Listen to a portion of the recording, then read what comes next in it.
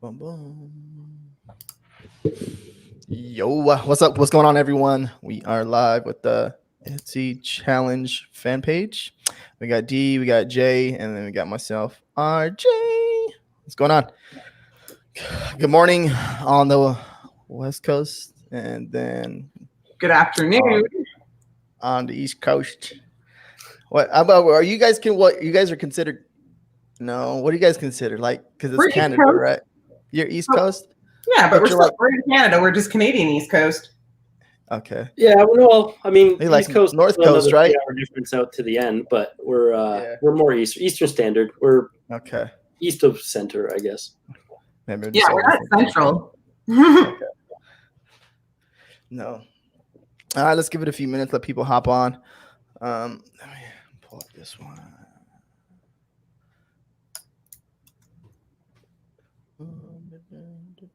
Boom.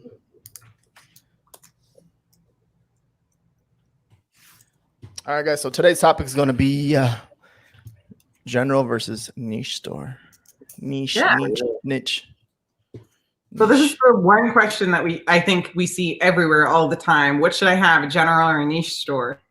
And then you see like variations of this question. At least I do in a lot of the Etsy groups where people are always asking, well, if I have my one store already up selling something like wall art, for instance, why can't I put t-shirts or mugs or other items in that other store, right? And so we're going to get into the nitty-gritty of all of that stuff because naturally there's a right way to do a general store and a right way to do a niche store too, where your niche store doesn't necessarily have to be just one niche, but it has to be niches that make sense. So we're going to talk about all of that today.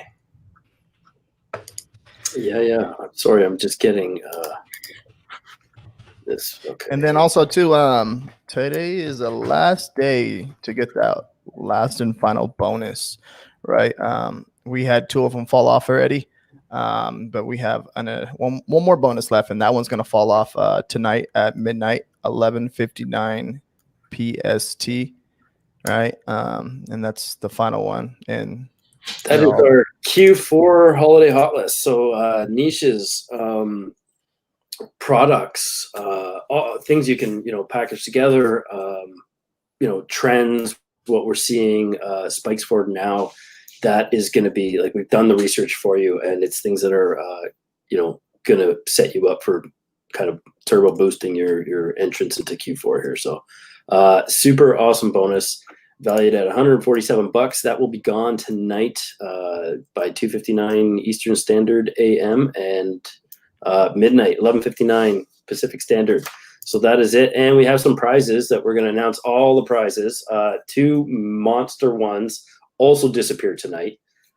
So today is the day that you can get the one left of the 3 disappearing bonuses, plus be entered into an opportunity to win one of, or maybe even both if you're lucky enough, but of these awesome prizes, like the 2 biggest ones. So definitely get on that. Cart closes Friday anyway. We're cutting down we've cut down how many people we're letting in from last year, just to make sure it's a more personal experience. We don't want you guys missing out. So I think you guys will be all over the prizes that we got today. I'm pretty excited to get right into that shit too. But yeah. No, there's just gets us coming down to the very end, and we're whatever looking for. Okay, coming down to the very end of this, and excited to get this thing started because you guys know Monday. Yeah, it's a challenge for us just as much as it's a challenge for you guys too, and I think that's really cool.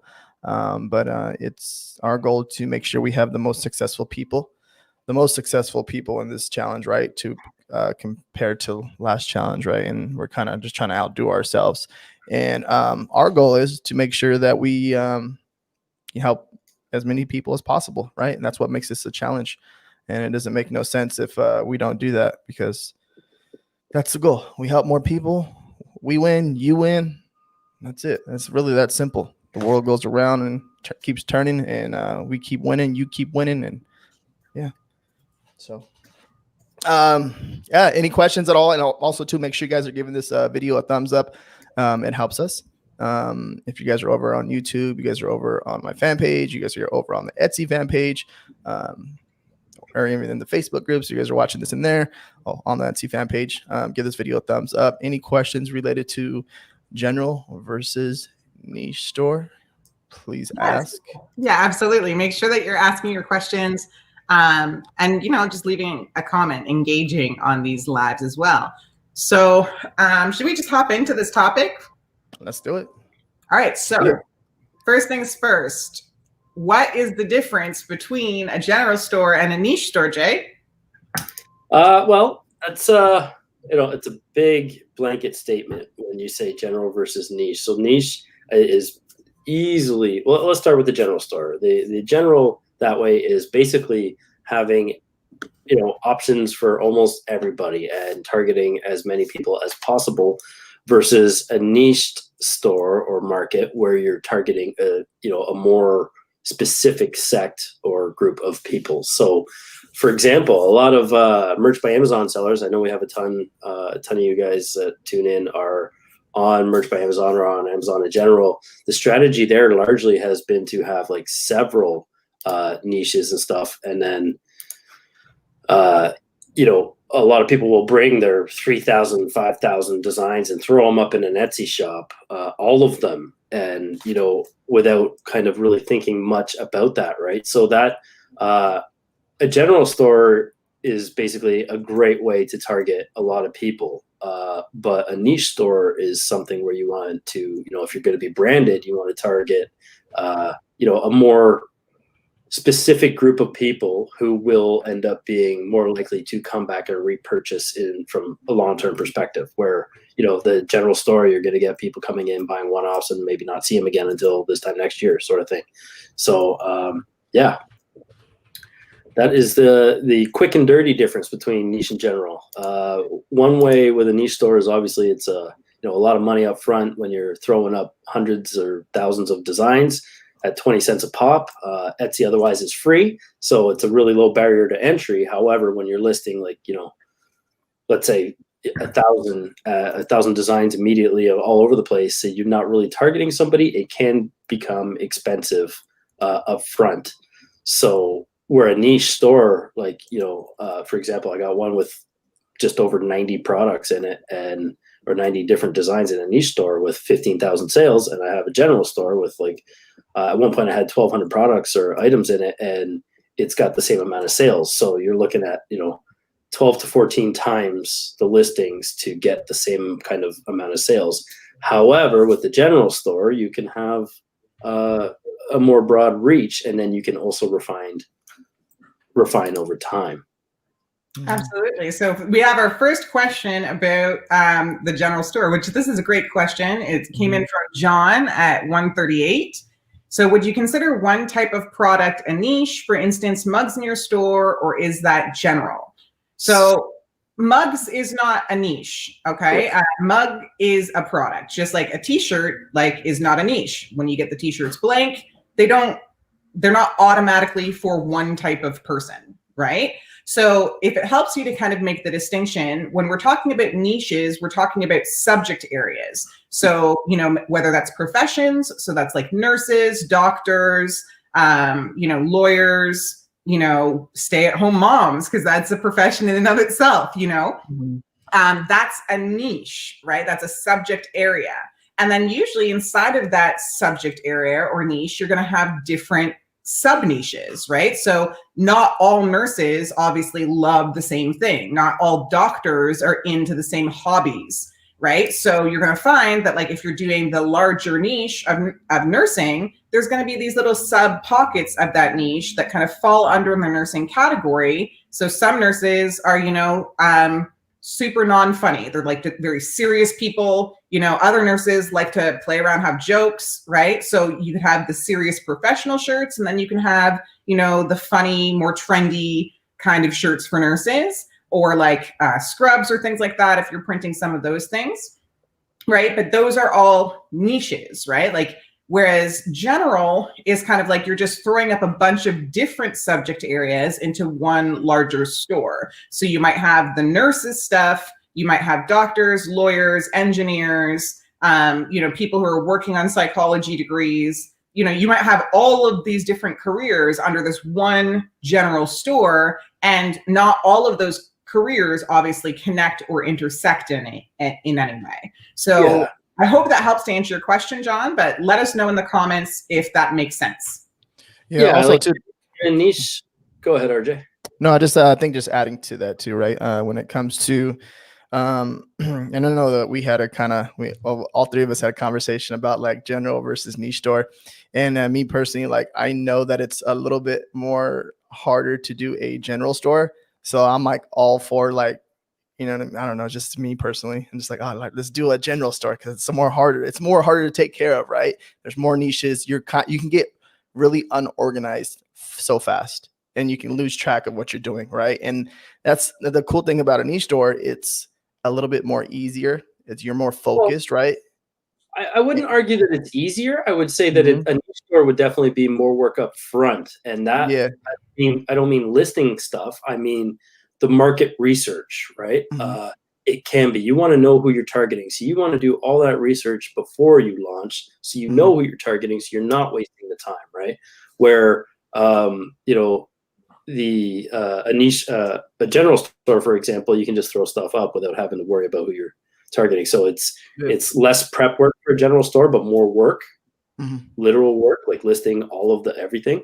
Yeah. And the niche store, for example, would be more prep work, going in, knowing what you're doing. So you're not going in blind and hoping, throwing up a bunch of stuff and hoping something sells. So there's two ways to look at that. One is more prep and less long-term work. It's just more curating at that point when you know who you're talking, or, the odd new design and staying on top of trends. Where the general store, less prep and more hands-on in the beginning, and typically costs more. I just think that with the general store too, as well, like at some point it does turn into a niche store, because then you have one niche that starts doing really well on that general store. And that because you're looking at your analytics and the data on the back end, you're like, okay, I'm doing really well in this niche. I'm going to start doing more in this niche, right? Because you can see that it's telling you. And I think that's really interesting, because you really think about it. It's like it was a general store, but now you're dominating like one or two niches, and it's I don't know. It's pretty interesting when you think about it that way.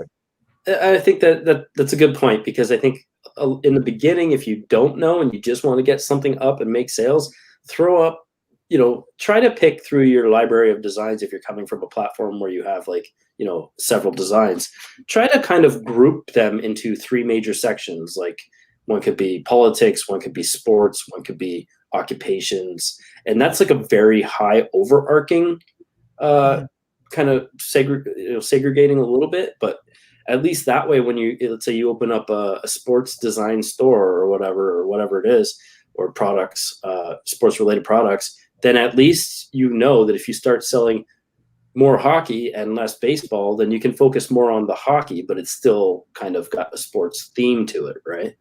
Yeah.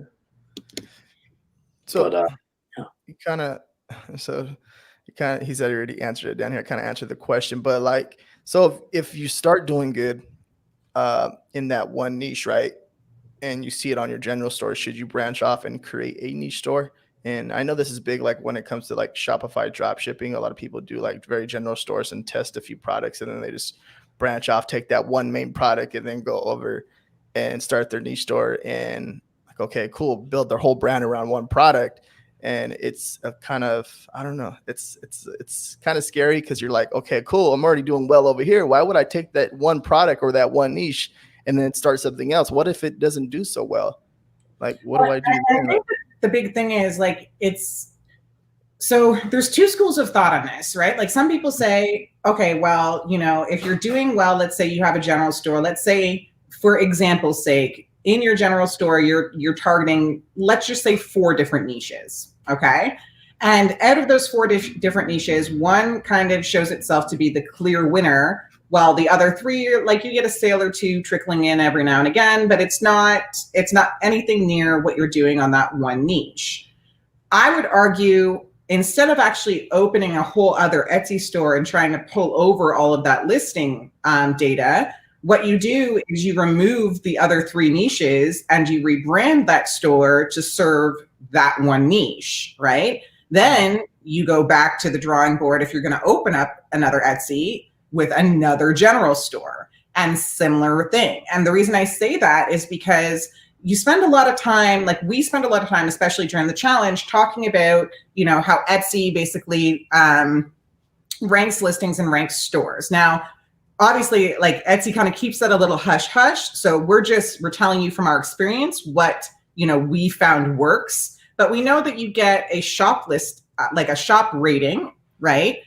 Based on how many sections are clear and filled out, whether you've actually got the banner area and the logo, you know, whether you've kind of done everything that Etsy's told you to do as a shop owner in terms of setting up your shop. And we also know that they give you your listings on Etsy ranking, right? Like depending on how well they're favorited, how well they sell, all of that good kind of stuff. So if you have a niche that all of a sudden starts trending or all of a sudden starts doing really well in your general store, it's a huge mistake to pull all of those. Like if you get that bestseller badge or whatever, it's a huge mistake to pull all of those into a completely different store because you're losing all of that stuff that you've already worked so hard to get. So you're losing all of the rankings on those listings that were doing really well for you. And you're basically having to set up a whole other store and then hope that you can attract the same customers who've just bought from you, who might have bookmarked your store or whatever, onto this new store over here with the same designs. So it's a different way of doing it, but to me, it makes more sense. You don't want to kill the momentum that you've got going on your best sellers. You want to kill, you know, the 1 or 2 that are trickling in, put that on a different store, and then maybe work on expanding out some of those so that you're getting more than 1 or 2. Mm-hmm. Yeah, it's a good strategy that way, right? You can kind of pick 3 or 4 of your best niches, best-selling niches elsewhere or whatever, if you have all the designs already, or library, and then, you know, just kind of focus on the one that starts, you know, it's like testing the market that way, right? And you can focus on the one that it starts taking off. And then to Dee's point, yeah, like just remove the other stuff and put them in another shop and or add another niche to that shop and see what goes there and go from there. I think that's a great strategy too, because that way you at least have the ability to leverage all the keywords and SEO and that sort of data that with all your designs that you already have, right? Mm-hmm. Instead of just ignoring them or letting them sit there and collect dust. And also too, from like the algorithm standpoint, right? You think about from the algorithm standpoint, it doesn't make sense for a new shop to overrank the one that's already ranking and making sales already. Correct. And you think about it that way, it's like, okay, cool. Like why in the world would Etsy give this new shop and you already have an existing shop that's already making sales and crushing it in that niche, and you already have you know what I mean? Like a search volume, you have the search volume, you're ranking on the front page. Why would they give this new shop the head start or go above you? So it makes sense from an algorithm standpoint, I think. Yeah, and then if you can highlight Christine's comment from 147, she says, the longer my store is open, the more I see what products I see that resonate with people. It's easier once you start having some things getting traction. And that's absolutely the truth. And it's also something that I've noticed that once you have some things getting traction and you're able to start making, more complementary products that go along with those things, basically that also opens up your understanding of how these things potentially get marketed, right? So people who were in the Etsy challenge with us last year know that I put together an ideal customer booklet, right? Sorry, you're gonna hear my dog whine because my husband's outside. But I put together this ideal customer book, and it asks you a bunch of questions. And the idea behind the whole book is that you're basically trying to figure out for yourself who your target customers are, like at their core, personality-wise, psychology-wise, what they want, and where they're hanging out, right? So the longer that you're actually active in one specific niche, the easier it becomes for you to understand how all of those conceptions in that book work together to show you the right path for your outside marketing. So not just running Etsy ads, like if you're trying to go into groups or if you're trying to create Pinterest boards, like when we were talking about the Pinterest training, we did that last week. you start to have an understanding of what your customers or what your target audience is really into. So just going back to that Pinterest training we did, we're looking at, timber and gray in that training. And in that training, we're seeing that timber and gray really does know who their target audience is. We're seeing a lot of farmhouse design, a lot of earthy colors, a lot of mom specific or family specific things, right? Well, how do they know that, right? Well, because they've been in the niche, working on things, engaging with their customers, engaging with people who are into the things, the kinds of products that they're selling. And over that time, they've learned that A, these people love farmhouse. B, almost all these people have families. C, they're not into these flashy, bright colors. They're into the more muted, natural, earthy tones, right? And that influences what you do with your marketing later on down the road. So it's a great point from Christine that the longer you stay active in one area, the more knowledge you have that you can use strategically to help you grow in that one area. But if you're kind of just starting out, you're throwing a bunch of stuff at the wall, hoping something sticks, you're actually making a lot more work for yourself in a sense, because you're just constantly having to put up new designs that are not niche specific, right? Like they're just going into any category that you can kind of design for, and you're hoping that something takes off, right? Like I see this strategy a lot with Amazon merch people, like who naturally maybe weren't business people before they got onto merch. Maybe, like this is their first foray into online anything, but they're putting up 4,000, 6,000, 10,000 designs on Amazon, and maybe like out of those designs, 50 of those sell well for them. And that's just it, right? You're selling like maybe 5%, right? Mm-hmm. Yeah. So does it make sense to transition those over to Etsy where it's a more refined customer? Probably not, right? I would argue that if you knew going in who you were targeting, then you'd probably see something like, I think I'm at like 35% of my, or 40, out of my unique designs sold, I'm up around 75% of unique designs sold. But in terms of regular sellers, I'm selling out of my 2,900 on Merch by Amazon, for argument's sake, I'm selling, steadily 29 to 30% of those. Mm-hmm. So it's about knowing who you're targeting, I think, and it gives you a better indication of, how to better serve the customer. Because when you're niched in Etsy, you're going to get people asking for things, and they'll give you ideas, right? Like, oh, this is great. Do you happen to do mugs? Do you happen to have a matching this or that or whatever? And there's ways to scale a niche. I think the misconception with a niche shop is that people think that it has to be one item, like shirts only, and it's more of a limited product offering, where I'd argue it's the entire opposite, right? Like, think of teachers, for example. You have all the designs that go to it, but they also wear the shirts that they're happy to say, I teach, superheroes and stuff like that. And they always, like my teachers have always, in high school and elementary school, always loved drinking coffee and out of mugs. Mugs are a great one. There's all kinds of tote bags. Pardon? Journals, notebooks, things like that. Yeah. To keep.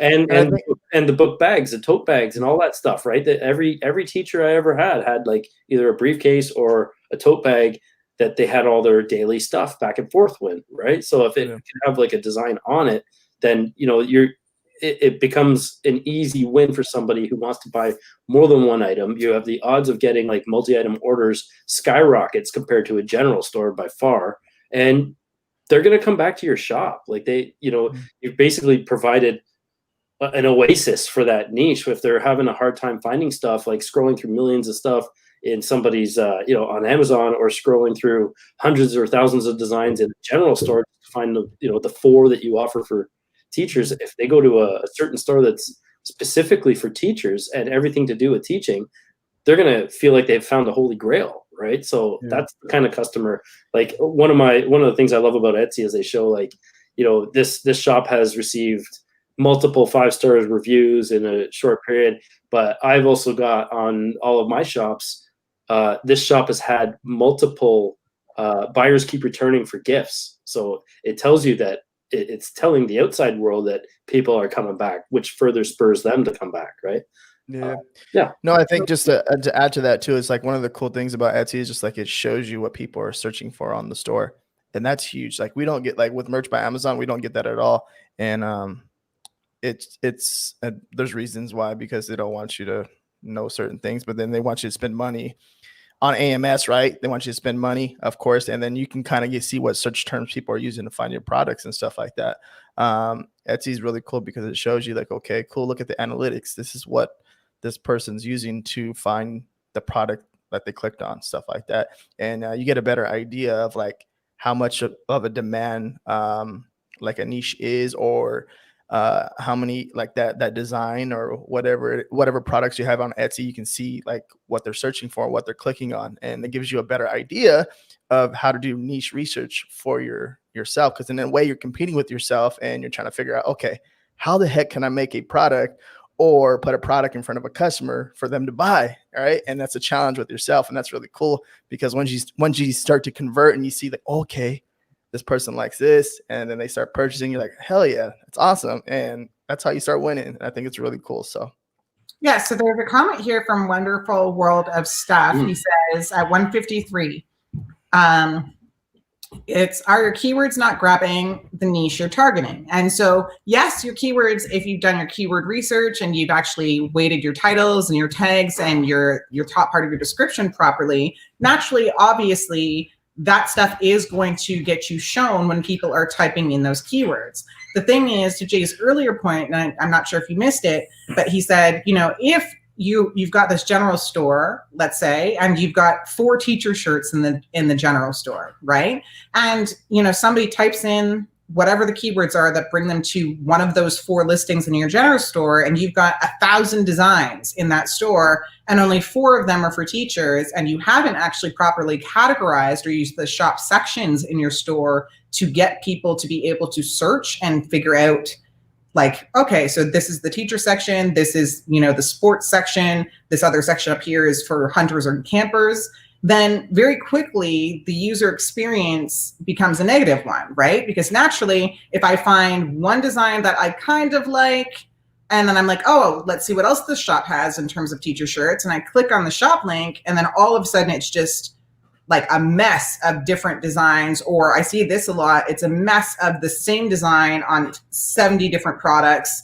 You know what I mean? Then instantly I'm already frustrated. I'm like, oh, well, I can't even see what else is in here. And if you're not making use of that like shop organization feature off on the left-hand side of the screen, I'm going to bounce right out of your shop. Like, I don't care how much I like that one shirt. I'm bouncing out of your shop because I'm not having a good user experience, right? Mm-hmm. So the point is, the keywords naturally are absolutely something you need to focus on and get right in order to attract the audience. But you have to take it one step further after that and make sure that, you know, your shop in general keeps that audience attracted after that initial click through. Yeah, and if you're offering anything like you know, buy 3 for free shipping, or any of the free shipping offers where it's not just a blanket anything, or you offer discounts like based on, you know, a quantity of items, which I totally recommend anyway, whether discount or like free shipping or what. But if they're in there and they're searching for that, and you know, then they see add 2 more items to your cart to get shipping for free, they're going to be looking around your general store for anything else that could go with this package. And, you know, maybe not find anything, or maybe get frustrated, like you say, to Dion's point, if it's like a lot of the same across different products, or if it's just a lot of random designs that have nothing to do with where their headspace is at, and they'll get frustrated. Like that's, you know, it's like that decision fatigue, right? Mm-hmm. So then they'll go back and just go back to the original search in Etsy right above. They'll just search in there, and they're going to now filter by, you know, either free shipping or whatever, and then click on stuff, even a shop name that would resonate with the teacher niche. They're going to obviously think that hopefully, you know, that there's more than the 4 options or whatever in that shop of 1,000 things. Mm-hmm. And if they click on a shop and you go and you see, like, immediately you see, I don't know, 7 or 8 different designs across 7 or 8 different unique items, or you know, 7, 8 in the first 2 rows that pop up on your screen, then you know you've kind of hit a potential jackpot in terms of what you're shopping, especially like Christmas time, this time of year. Like, people want to buy for a lot of people at the same time. And if they're buying for their staff or their friends who are all kind of, you know, because niches come down to interests and that sort of thing. So odds are if they're shopping from one person and they can knock off 2 or 3 other people in their circle that have the same interest, it's a no-brainer, right? And then you get the higher cart value, the free shipping kick, kick in the pants that you take sometimes with a one-off item. You don't have that much of a sting with it. And it helps convert. It helps everything convert. And then you start ranking better for those specific keywords as well. So basically, like it's like misleading. It's like you're confusing the customer, you're losing the customer. So for example, like if they're in the, I don't want to compare the teacher niche, but like say if you're in the deer niche and then they click on something else, a sex toy pops up. And you're like, this doesn't even make sense. Like, why would I even buy these two together, right? And it's kind of like you don't want to be like, yeah, you're confusing the customer, right? Because you have so many items on there, you're storing everything up, and you don't want something else to pop up. That might have been outfilled, but you get the point. Yeah, it just gets super confusing, right? When stuff isn't cohesive or doesn't resonate or doesn't make sense for them to see. They showed up there for teacher stuff, and they're seeing, hunting stuff, then it just doesn't make sense, right? Yeah, and I think that's the thing. Like in marketing, we call that, well, and I think in psychology as well, it's like a cognitive dissonance, right? Like where you think you're going to see something and then something else is what shows up. So it's hard for you to kind of see the connection. But ultimately, yeah, you're just trying to make it easy for your customers to shop in your stores. I think that's basically what it comes down to, either through the different kinds of items that you're offering in your store, or through your branding, or through, the kinds of designs that they're seeing when they get there. Yeah. No, so if you guys are barely just hopping in, make sure you guys give this video a thumbs up, and right there too, if you guys haven't signed up for the Etsy challenge, it's right there in the comments. I just dropped the link. Today we only have one bonus left, and then that's going to be disappearing at midnight.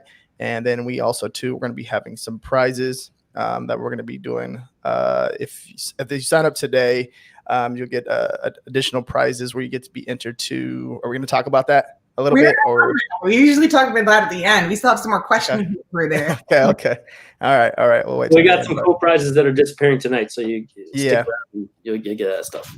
Yeah. So John's got another question right there. He says, do you find that seasonal stores do well on Etsy? For instance, if you just sell swimwear or beachy stuff all year round, you would think that sales would slow down in winter. And so, John, I guess it all depends on the market or the audience, right? So a lot of those seasonal stores, like if you think of it going to the mall, for instance, right? There are seasonal stores that sell literally only bikinis all year round that are open in the mall and sometimes have their best sales months alongside all of the other different kinds of products, right? And why is that? Well, people go on vacations when colder weather hits. If they're in North America, where like we get a winter, naturally, lots of people try to escape the winter and go south.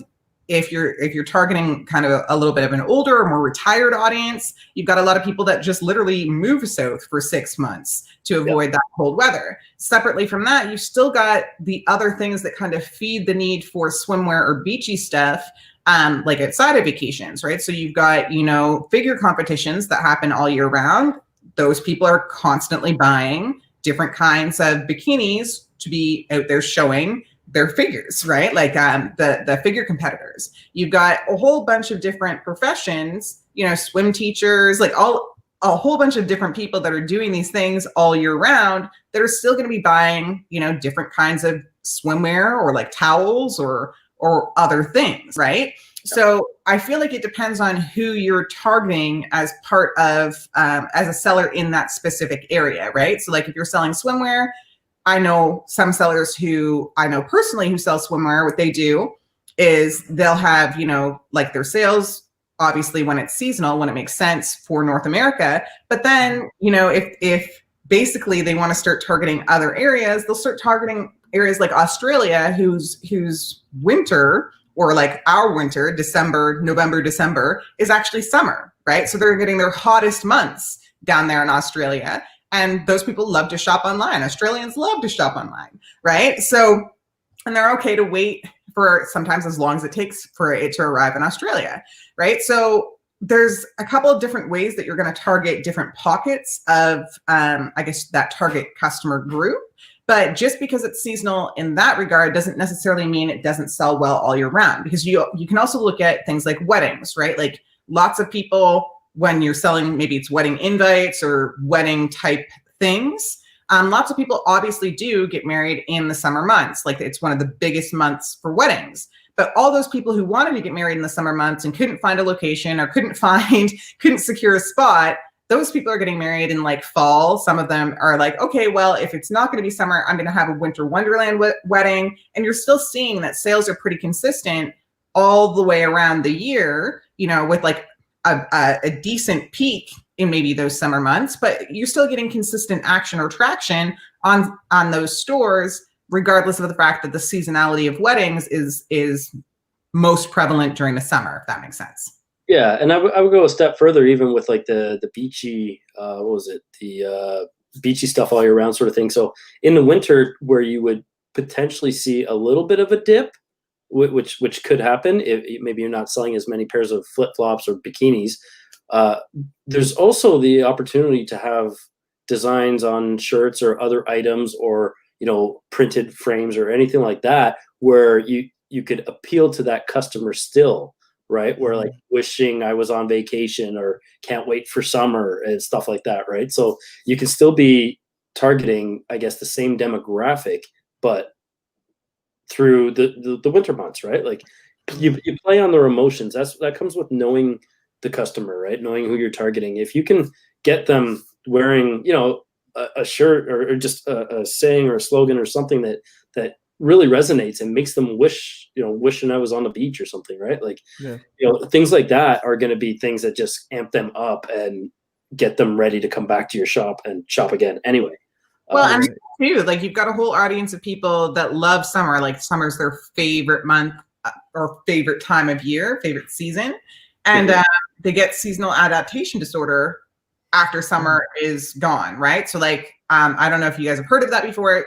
The acronym is SAD, seasonal adaptation disorder. So when basically the colder weather starts to come, it really can start to negatively impact people's mental health and like their circadian rhythms and all of this stuff. And I feel like every year I hear more and more people saying that they have seasonal adaptation disorder. So part of like the vibe for that, like some people will literally go and put themselves in like summer feeling items, right? So like it'll be like, to Jay's point, a t-shirt that says summer vibes. They'll go buy like from the soap shop, the soap that smells a little like the beach. They have prescription lights that you can get that you're supposed to sit under for like a certain amount of time in the day to like help combat the seasonal adaptation disorder. But like there's a whole market of people out there that will just kind of do that to make themselves feel good, right? They're like, oh, like, and then they'll think about summer all day and because they smell like the beach and whatever. And it just helps them kind of get through some of those colder, drearier months. Mm-hmm. And then, I mean, not to forget that, half the North American continent, it's almost summer all year round anyway, right? Mm-hmm. No, I think it's really interesting because you think about like Halloween stores. I was thinking that's the first thing that popped into my mind is like Halloween stores. Like there's certain Halloween stores that just open for 2 months and they crush it and they're good for the whole year. I'm just like, how do you even do that? But then you're like looking at that type of stuff. And then also too, there's like tourist spots, right? So like over here in San Diego, if you go down by the beach, you'll see that there's like turns into a gift shop, right? One point they were selling bikinis for the summer. And then next thing you know that they know that the bikini sales go down and then they end up selling the gifts like Jay said. It's like t-shirts, funny sayings on t-shirts and stuff like that. So it's just, I don't know. It's really kind of hard to say, but you can see that there's still opportunity in there. You just got to find it, right? So yeah, that's the thing. We were talking about that a little bit yesterday with Pam when she was on the show. She said, one of the key nuggets, which if you guys weren't with us for that live, that she gave out was to look at what trended last year. So last year there was these things that were beard decorations, she was saying, and I guess it was probably all the rage in the UK. I didn't see very much of it in my feeds or anything like that. But you have to think the ugly sweater Christmas parties that were happening last year, right? Like I remember a time when ugly sweaters, you had to make your own because nobody sold them. You know what I mean? So then like you fast forward 5 or 6 years, all of a sudden everybody's got like an ugly Christmas t-shirt or an ugly sweater that you can buy to go to these parties. And then people are wanting to crank it up a notch again. So like some of those light up and now they're getting like these beard decorations with little ornaments and lights in them and things like that for Christmas, right? So it's one of those things where it's like, if you go back and you look at things that were trending last year during the holidays, and you can find a way, a path for yourself to enter in to some of those areas, some of those trends, and capitalize on that upward tick, then naturally, like, you're doing yourself a favor as a seller, because you can bundle things up. You know what I mean? You're getting that good love in terms of the ranking for those different kinds of listings. And to RJ's point, there's always an opportunity for you to do something a little bit different and maybe attract a bigger section of that audience, right? Mm-hmm. And I think also too, just the interesting like topic is like the face mask, right? Going back to that, it's like we don't know if they're going to stick around for as long as they say they're going to stick around, right? We don't know. And then next thing you know, you see people wearing like a matching face mask with their shirt, right? And it matches their shirt. I'm just like, okay, where the hell is this going? Like, this is getting crazy. Where's this going? And then some people's like, I don't know. I'm a little opposite on that one. I kind of think face masks for a lot of the population are probably going to stay a little bit more long term than a lot of people think they are. And I think it's because the people who literally feel more comfortable wearing the face masks now, like maybe they were like closet germaphobes like me, before. And then everybody had to wear these face masks for like the duration of maybe like 8 months, a year, 2 years, right? Like it just kind of becomes the new normal. So like you'll see this a lot, like in certain, I don't know if you have like certain areas that are prone to having certain cultures, like certain, like in Toronto, we have like Little Italy, and we have like Chinatown, and we have all these little different spots that like attract certain cultures. And in certain spots, like people were already wearing masks, like for years before this pandemic even happened.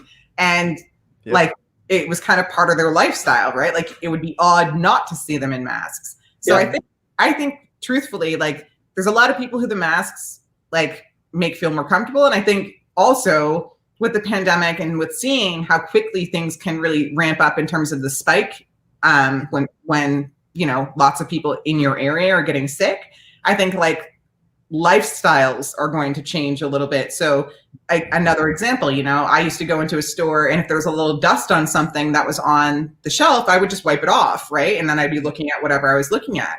I won't do that anymore, right? Because I'm like, ew, what does the dust have in it, right? Like it's just, things change as a result of having lived through these kinds of situations.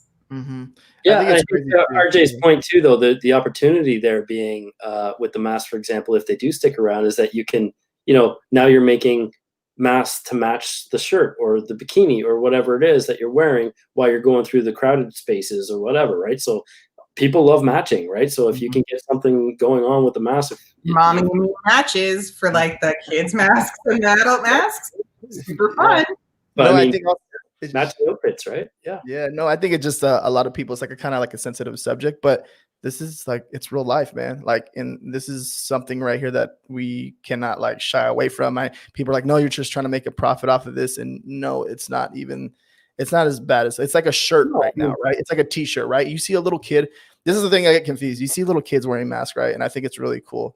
But like, if you see a little kid wearing a mask, like compliment him, like, hey man, you got a cool mask. Like he, you know, damn well he didn't want to put that thing on. Right. So if you see like an opportunity to compliment like a little kid wearing a mask, like, hey dude, you got an awesome mask. It's really cool. Like just do it, because it's kind of like, it's part of day-to-day thing, right? A day-to-day thing right now, right? You can't go nowhere in California without a mask. You can't enter a restaurant without a mask. So it's part of us as human beings. If you see someone with a cool mask, compliment them, like, hey, it's awesome mask. Like, that's cool. I think regardless of what side of the mask wearing population you fall on, it makes zero sense to not capitalize it as an online e-commerce seller, right? Like that's the nuts and bolts of it. So whatever, you know, doesn't matter if you like them or you hate them, but you can sell them, right? Either way. No, for sure. I think, it's crazy. Paul, what's up, man? He just hopped in the comments. People in late too. So what was it? There was another question in there. Where we at? Where we leave off at? Wonderful World stuff. Oh no, comment. Yeah, so Wonderful World stuff was saying I got niche stores. Up there. Okay, so hence if it's general, would it not matter as long as each design has the keywords it keeps scoring sales? I guess my mentality is POD platforms, such a misbag genre, is hard to break the cycle. Yeah, I mean, you can continually make sales on that one item if it's resonating, but if you have more product offerings in the same vein, why not capitalize on that, right? Like, it's an opportunity. Etsy shoppers aren't there as tire kickers. They're ready to spend money, right? So if you can throw as much at them for what they're looking at, then I mean, that's a win, an easy win. I think too, there's this I don't know, general way of thinking around POD sometimes, that people want to be everything to everyone. So they want to make sure that they have all the different designs available for anyone who could potentially pop by their stores, right? And like, essentially what that is like, you're watering down the things that you yourself are good at. Like, we all know that not all of us know everything about every little niche that could possibly be out there, right? Like, we have things personally as sellers that we're interested in, maybe personal hobbies that we do, personal things maybe like our families do or our good friends do. So we know a lot about those things, right? Because of proximity and interest, right? Like, when you start kind of designing for those areas first, because you have a lot of knowledge and because you have a lot of awareness, you're never really going to run out of ideas of what to put up in order to kind of attract that audience base. But when you're doing the other strategy of trying to be everything to everyone, and you're just throwing up designs willy-nilly, not really knowing, you know, any of those niches, any of the kind of places that people attracted to those niches hang out, that kind of thing, like, you end up doing so much more work that sometimes ends up being fruitless, right? Like, you're just kind of throwing up design after design after design. They're not selling, and you're just continuing along that strategy, never pausing to really take a look and say, okay, like, well, what's working the best for me right now? Like, what's kicking off in my shop? You know, is there opportunity to, instead of kind of just designing broadly, to put up more designs that complement what's actually doing really well, right? And then you kind of have this churn where, like, you're getting sales, but I would argue you're not really building a brand. Like, nobody's favoriting your whole store because of the like 1,400 designs that you have up, and it's like 30 in each different category that you're serving. You know what I mean? People aren't really like developing that brand affection the same way they would if you're servicing their things, like the things that they're into, that they like, and whatever. And as we all know, like, you guys can clearly see the power of brands. Like, the big brands that are out there, like, they're huge now, right? They're making millions of dollars, or they're like at the Super Bowls, they're running all these commercials. And it's because people legit like identify with those brands, right? Like, it's like, when we're talking about marketing and we're talking about branding, basically those brands are really good at aligning themselves with their target audience, either by a value system or by something that they're into, and serving up products that help that audience do whatever they need to do. So whether it's like active wear and those people are working out, whether it's bikinis and their figure competitors, whether it's, you know, stay-at-home moms who like now have the new and added fun time of, you know, having their kids do e-learning.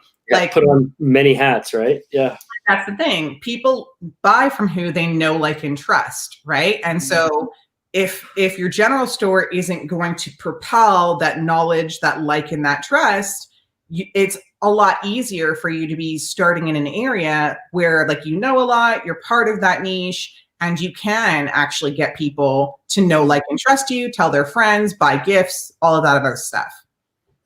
No, just to add to, like, I care, like, you, like, as an individual, I think that, like, when it comes to, like, learning something like new, like, you always see the opportunity in learning something new when you can. And I think that's really cool, because you could tell, like, when it comes to a topic, like, you know it really well, and you think about it, and it's cool because it resonates with the audience so well, and them learning something new. So that's a compliment right there for you. And I think that's an important distinction, though, for like a lot of people in online business, right? Like, you have to be open to learning all the time, because especially as it relates to online business, the marketplace changes quite literally all the time, right? Like, something happens in the world, there's a whole other market that's created. You know, something doesn't happen in the world, like all of a sudden, you know, maybe, you know, Apple can't get their shipment of phones in. Then that's a whole opportunity of people who need a phone right now that might be going to a different phone company.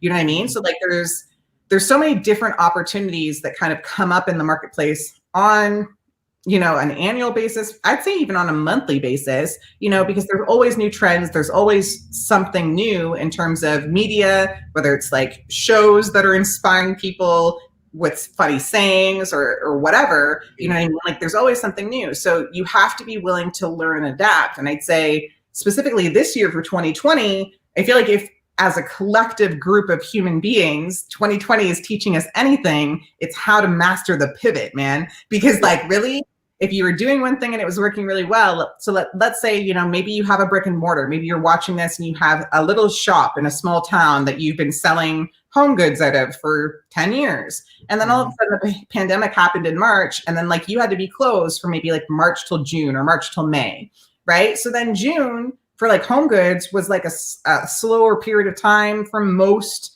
years, but this year it wasn't, right? Because most people were still staying home. Lots of people still kind of doing that social distancing. So now you've got like, you know, some decent sales, but maybe you still haven't caught up from those 2 months that you were closed. Mm-hmm. You know what I mean? So like if you can put some of that stuff online when all you had before was a brick and mortar store, you know, now you've got two different avenues for different customers and you've got a wider reach. It's not that one location. It's now basically the entirety of North America, if that's what you want to do, or maybe just Canada or just the United States.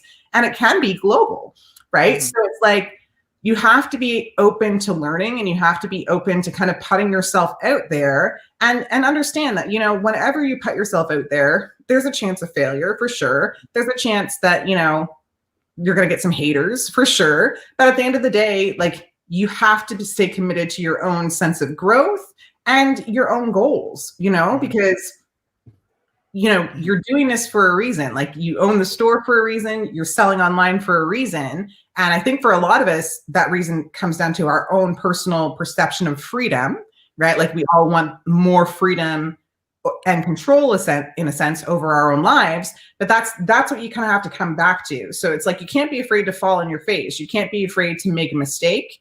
You have to keep trying because that's how we learn and that's how we grow.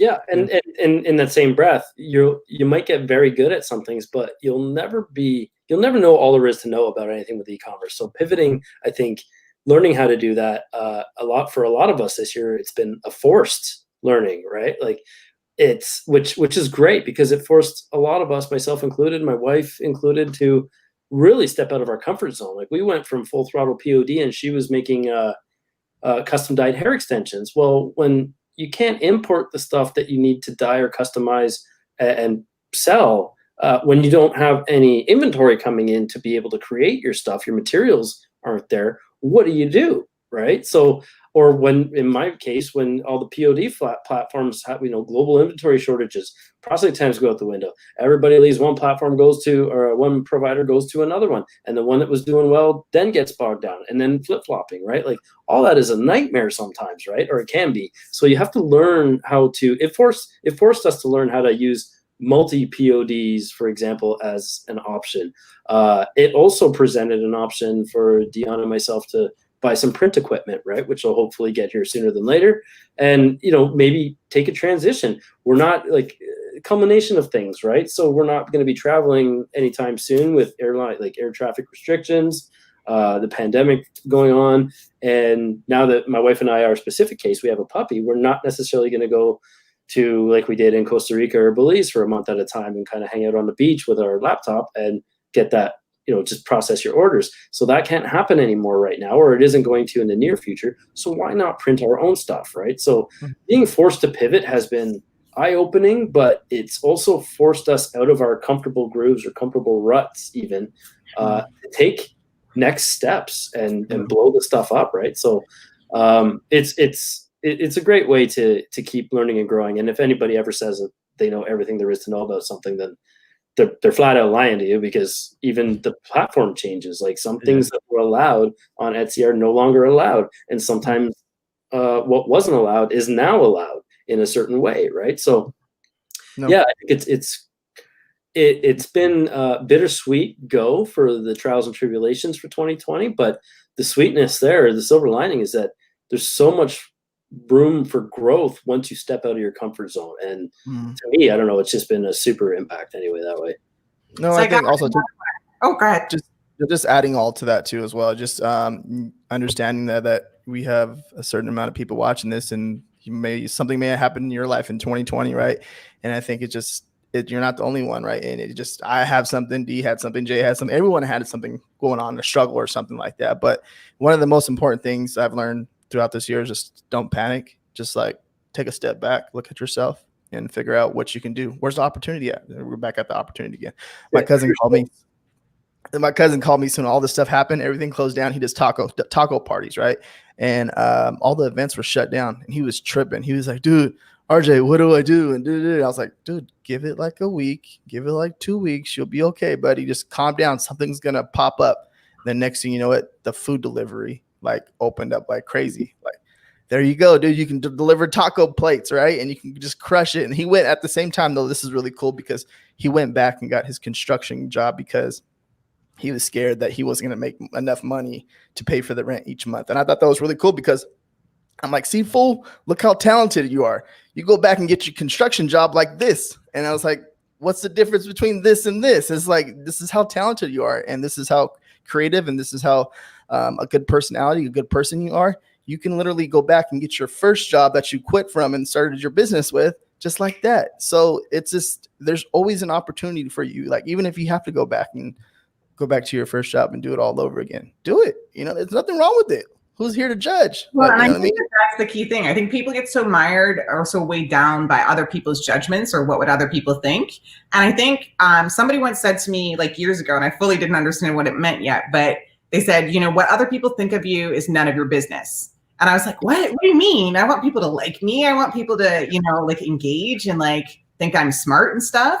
But the reality is, you fast forward, because like somebody thought me years ago, I'm talking like 10 years. You fast forward maybe like 10 years, and I fully have this conceptualized understanding of why that's 100% the truth. At the end of the day, nobody else is living your life. Do you know what I mean? Nobody else has your unique talents or your unique desires or goals or drive, right? And so letting other people's thoughts or things they say about you or criticisms or whatever influence and impact you to a place where you're maybe not going to take action on things that are interesting to you, or you're not going to try to go back and get a job somewhere, like if that's what you need to do for that moment in time or whatever, you know what I mean? You're letting other people dictate the path of your life.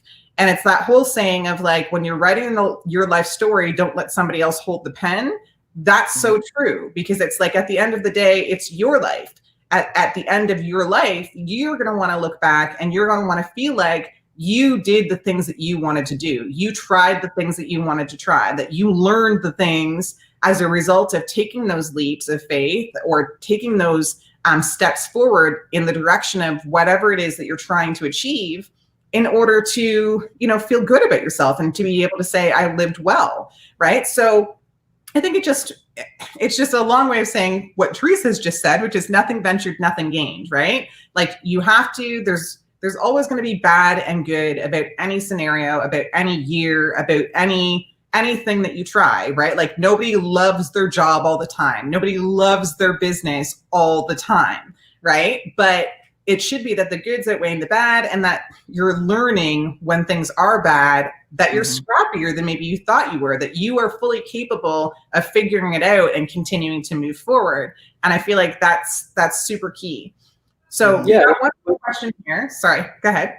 I was just gonna say what Christine said right before that is like, but we have to go through the bad to have something even better at the end of it. So that kind of goes with what RJ was saying about maybe the taco business, for example, failed for a period of time, not overall or whatever, but there's nothing wrong with going back to something else to get ready to, like the construction job or whatever, to get ready for your next venture or what's the next idea. You've learned from your mistakes. You learned that it wasn't foolproof, pandemic proof or something like that. So what can you do differently, even with the same idea? What can you do differently now to sort of shift or pivot your business, right? So things that come from the negativity and have stuff go wrong, or what you call the bad, it is always a learning experience, right? There's always opportunity at the end of that. There's always like, how can I redo this or repackage this or rebrand this so that it doesn't happen that way again, right? So yeah, and I mean, things are always going to pop up. There's always going to be speed bumps, right? It's what you do with that. Do you just stop and say, screw it,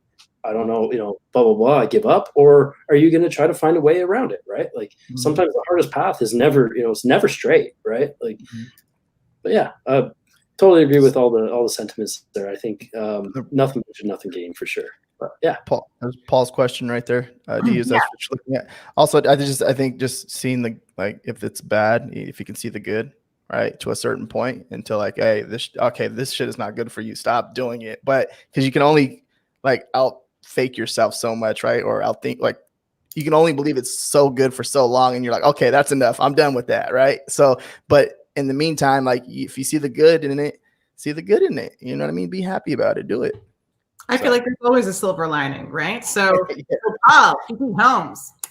So, working through my customer avatar workbook from last year, and there are many niches I could sell. Erica, do I build a main brand with different collections as niches in one store or multiple stores? So, I'm going to tell you from experience, that is exactly what I would do. I would do the main brand with multiple different collections, like the sub niches that connect for Erica in one spot. And the reason I do that is because people love one-stop shopping. It's so easy when you find a brand that has a bunch of stuff that you love.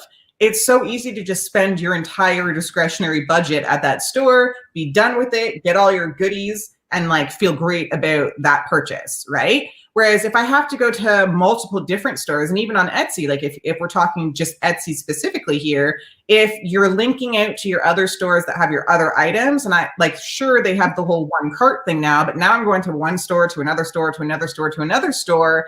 And then if I want to go back and look at something else, like I had a different idea, and now I want to go back to that first store, I'm constantly having to move around. It becomes a bit more of a challenge in terms of me adding all those different things to cart. So my big thing is if you know who your customer is, you named her Erica. So I'm assuming you know who Erica is now, and you know kind of what makes Erica tick. Then why are you not going to offer up everything that Erica loves in one specific spot, right? And then she can just kind of filter through those collections. It's all going to her cart. It's real simple for her to click back and find exactly where maybe she wants 2 shirts now instead of 1, or this journal over here and a candle over there. It makes a lot of sense to just give people exactly what they want and make it easy and quick for them to be able to add all the things they need and check out, right? So that would be my advice. Build the main brand with the different collections as niches. If you start to find that certain collections are doing better than others, then maybe it's time to start asking your Ericas, asking your customers, okay, well, what else would you like to see in my store? Because I have this and this and this, and we're just trying to look at how we can expand to better serve you. People love to answer questions like that, honestly, because they're like, oh, I was looking for pop sockets, or I was looking for towels, or whatever, right? Whatever it is that they were looking for, they're going to tell you, and I really wanted one with this design on it that you have in your shop already, right? And a lot of the times those conversations really do help you in terms of, I've had it happen to me so many times in so many shops where customers said, I bought this and this and this. And I look back and I see they've been repeat customers. They love my stuff, but they're like, I was really looking for X, right? This design on this shirt. Can you do that? So then I'm like, yeah, sure, I'll do that. And then all of a sudden I have that in my store, and within the month or 2 months later, that's a bestseller for my store because the customer asked me to do that, right? So I say definitely go with all of the different collections and different product offerings. See where you can bundle those up to make care packages. Paul, I'm looking at you. I'm gonna tap you on the shoulder during the challenge and be like, let me see a care package, okay? Right? And and then you're capitalizing on all the things they love in one spot, and it's easy for people to share your store. It's easy for people to buy gifts for their friends. Do you know what I mean? It becomes very easy for them to make that purchase. And as much as creating your customer avatar as comprehensive and essential as that is, listening to Erica when she comes into your shop and asks you a question about something like that, because typically if somebody's coming to a niche shop and they're looking for a specific product or something unique that you don't offer yet or haven't thought of, other people that are coming there are going to share the same, interests or yearn for that product, right? So instead of just listing a custom listing for that one person, leave it up in your shop, test it out, see what happens. You might have hit a gold mine, like to Dee's point. Like, you might end up, with a new bestseller that you didn't even think would have happened if you were just, had a general store, for example, and we're targeting anyone and everyone. You let's take a second to look at this profile picture. My guy, Paul PT Holmes. Man, look at the bow tie. Look at dope, man. I love the profile pic. Dapper. Looks awesome. All right, now look at your friend over here, RJ. RJ's friend Nick. RJ's friend Nick. He's asking about what? Said I'm looking like wash out from a hot shot. Let's just put it up on the screen and see what this is. Come on, let's do it. Which one? What about a Karen? How do I offer stuff to a Karen? Okay. I said RJ's friend. Look what you did. Look this. I don't target the Karens, so I have no input on that one. I mean, but the reality, I don't like to target a Karen either. But if you were the type of person who was trying to shop for Karens, you got to think about this. Karens are the type of people that ask to speak to the manager because they're the type of people that always like to get what they want. Karens are also feeling very triggered right now. Why? Because their name is being used to describe a certain activity or behavioral thing that's viewed as negative, right? So a real easy path to a Karen right now is, it's okay, Karen, I'm petty too on a shirt. Or, it's okay, Karen, we understand it's not just you. Something like that that's going to make Karen feel seen and heard and supported. And it's the same strategy that you're using with any other customer that you're trying to get in front of. So like, I know that you asked this question as a joke. I know you did. Okay. But the point that I'm trying to highlight here is that all of these different customer groups, whether they're Karens, whether they're, Trump supporters, whether they're Biden supporters, whether they're, figure competitors or people on keto, whatever it is, there's something that they want. And the things that we want as human beings are usually to look good, to feel heard, and to be seen. Okay. So if you're able to be those three things to like one customer at 3 different times, do you know what I mean? Like, you're helping them feel like they're understood. You're kind of building your products around that. It makes them feel seen, like, oh, this person gets me. You know what I mean? Like, you're generally going to be able to have at least a little bit of success. It's how you build on those things over time that will determine how long that success lasts for and whether you're able to turn that success into a brand. See that? I mean, ideas and opportunities are everywhere. Like, you could literally, blow that up, right? Like the Karen as a niche, even if it's to kind of something for people who happen to be named Karen but aren't the speak to the manager type, something that say like not all Karens are asking for the manager or anything like that, right? Mom is people who are Karens like being Karens. Do you know what I mean? Like, that's part of their identity. And I'd be willing to bet there's a whole subset of people out there that, like, if you made a pro Karen shop of some form, you sales on it. I'm sure. My mom's name's Karen, and she don't give a fuck. She's like that type of person. Like, I don't give a like. Yeah, she's like next level. I don't give a fuck. And I was like, it just doesn't like. I haven't even asked her about it because she don't give a fuck. Like, she don't care about it. So it's pretty funny. We are over hour. 8 minutes hour over. and 10 minutes now. So let's get into what we got going on here. So we have last day to get that bonus of the exclusive Q4 holiday hot list. So niches, trends, products that are trending right now. Tonight at 11:59 Pacific Standard is your last chance to get that added bonus. And we also have prizes. I can rhyme those off. Let me pull that up. Here we go. Disappearing prizes. So you got 2 prizes that are disappearing tonight.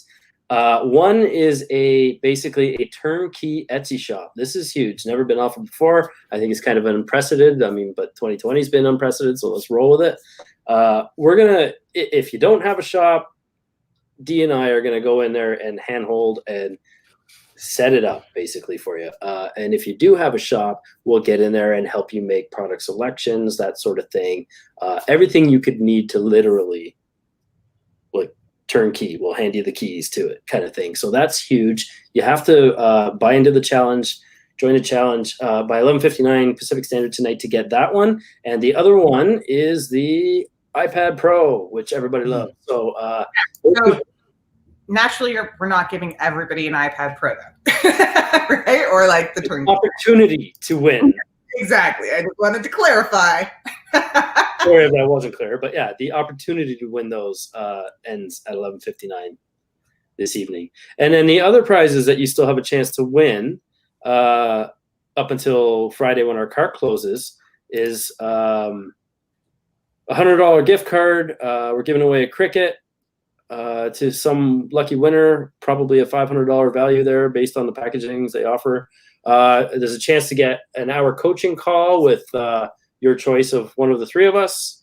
And that's like another huge, awesome bonus with the challenge, right? Is you get the perspectives from 3 of us. So sometimes stuff I say resonates with a certain people and stuff RJ or D say resonate with different. So you get your choice of coaching call if you win that prize. Another prize is a 1-year Ready Aim Scale membership. That's a $240 value. That's our basically our really awesome community of like-minded people who and online e-commerce in a nutshell there transcends platforms. So not just Etsy, there's Merch by Amazon, there's KDP, there's Shopify, whatever we're talking about, branding, all that marketing stuff, all the cool stuff. We celebrate our wins, our victories, and people genuinely make friends in there. Also, 1-year free eRank Pro access. That's $120 value. Pretty awesome tool. Another, for everyone who joins the challenge anyway, you're going to get, literally everyone who joins the challenge is going to get at least, for the duration of the challenge, free eRank Pro access. So that's a bonus. But in terms of the prizes, we're giving away 1 year-long eRank Pro access prize and our Etsy crash course. So Dion and I are the co-owners of or co-creators of the Etsy crash course, and this is such an in-depth course. $249 value on that people have actually used it to train their VAs. So I mean, if you're thinking big and how to scale that way, right? It's basically a playbook, right, that you can pass on to train your staff or whoever you're going to do. Yeah. So out of all those prizes, the opportunity to win the turnkey Etsy shop with 30 days of post support challenge too. Forgot to mention that. So we're going to actually hand you the keys to that kind of thing. And then we'll be in there and available to you with scheduled calls or whatever to make sure that to consult basically. Right. And make sure that you're going to hit the ground running, but make sure that you can keep going. Don't run out of steam. Yeah, so super awesome. That and the iPad Pro, the opportunity to win both of those ends tonight at 11:59 p.m. And then I see Liza in there saying Cricut. Is that the Cricut? Yeah, it used to be called Cricut. Then people started calling it Cricut. Then I noticed on their logo they added the antennae. So it sounds like they were making a shift to Cricut. Otherwise, why would you put a bug on a Cricut? But yeah. All of this is included. The opportunity to win these prizes is included if you already brought. Absolutely. There's no penalization for having bought early, right? So sometimes we just add stuff. You know what I mean? Yeah. So if you already bought, you're already in. You got opportunities to win, all that stuff. Also, too, well, that's a post that we would have to put in the Facebook groups too, so people can see that, because that's a lot of damn prizes, by the way. So then Meredith's asking, is there a lot of new stuff in this one from the last challenge? So Meredith, all the bonus content that we're kind of talking about when we're listing off like what comes with is being redone for this year. So I've been working hard on that, like refilming different videos so that it's more specific for what's happening this year. Because naturally, we can't use the same exact strategies and tactics that we used last year if we expect to be successful during this year when so much in the marketplace has changed. So a lot of those bonuses, well, I'd say actually all of those bonuses are getting a refresh this year. And then on top of that, like the content itself is obviously going to be different just because we're in a different year, right? So it is still the 30 days of live training. We still are going to go over, the key points of the strategies that like everybody should be paying attention to in detail. It's just naturally we're talking about that from the lens of what's happening this year in the marketplace, knowing that there are a lot more people shopping online, some of which never did shop online prior to this year, and knowing that there are different things trending already this year than in terms of like keywords and niches and whatever than were trending or popular last year or in years previous. So it's the same bones of the Etsy challenge that you would have done last year if you were with us, which I think you were. But that's the thing. So it's the same bones of the Etsy challenge that you would have done last year, but it's different content this year, if that makes sense. Yeah, a lot of the bones, like the structure of what we do, inherently stays the same, right? Like it's that's the nuts and bolts of it. But yeah, the trends are different. How to customer service is different this year. There's so many new things to manage that we've all had to learn, and the benefits is that you get is you're kind of pulling out the mistakes. Like a lot of it was trial and error for years, and we don't want you guys to have to go through the same car wash. Basically, I felt like we and through a car wash. Element of like this year having been challenging for sellers like differently than it's been challenging as human beings, right? Like naturally that's part of being human beings is that we're sellers, but I mean, you're having some stuff happen in your personal life. Like maybe you've had people that have been really negatively impacted this year by all of the things that are happening. And those people are still kind of either recovering or trying to make the best of this year as a result of that, and then you yourself as a seller, maybe to Jay's earlier point, maybe there's been some hiccups with your print on demand companies or with the supplies that you use if you're hand making your items, that have really kind of slowed you down and added some stress that you really didn't wish was there, right? So all of that stuff, we're kind of factoring all of that in because it does change a lot about the customer service. It changes a lot about some of the product offerings that we think you should be going into Q4 with, anticipating that, as more people are shopping online and as there still are supply chain delays and things, you're going to need to be doing different things in order to be really making sure that you're hitting the nail on the head with those customer interactions and engagements and communicating with them when there are delays or hiccups, right? So that's why we've been all working really hard on this bonus content for you and on the actual content that's part of the 30 days of training, because we understand that like so much has changed since last year. I don't think any of us, when we were going through the Etsy challenge last year, thought that this would be what 2020 looked like, right? Not even close. Yeah. But yeah, for sure. No, 2020 has been a roller coaster for sure. So we're gonna go ahead and we're done right there, I think.